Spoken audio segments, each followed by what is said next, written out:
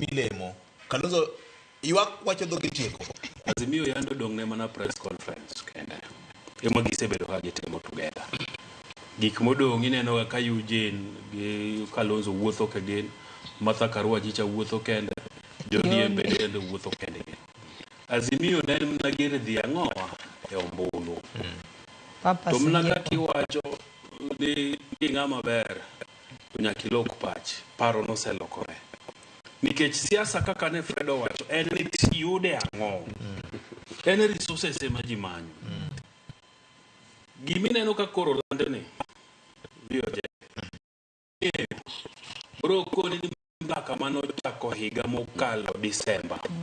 Okopore. Nochane chon. Nochako higa mokalo Disemba.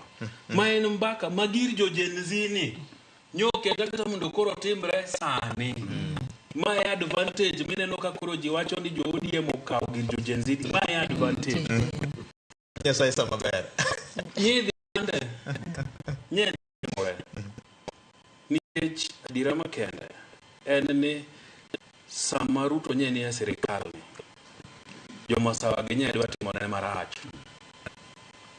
Nyo nyako manye ng'ato. Mabro konye lwenye ni. To machiegni kode ahinya to en na ilot wadgi.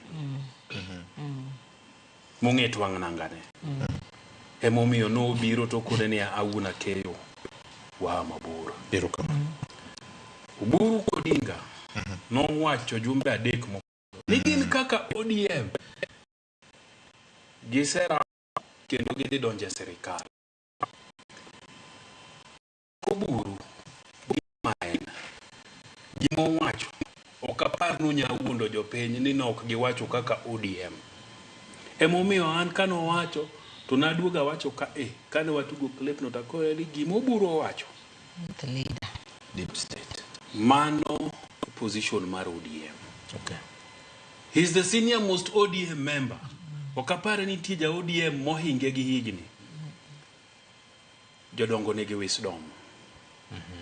Jodongo onge gi need mar riambo. Mo wacho ni an kakunena ni an ok adwa bedo CS. To but ma e chuny wach. So gima kori wacho ni wani nyogo ne jogi sima ODM wuothe ler. Dhano mor gi gima jogi oyudo gi. Gi wuoth na wuotha ji ler. Erokamano.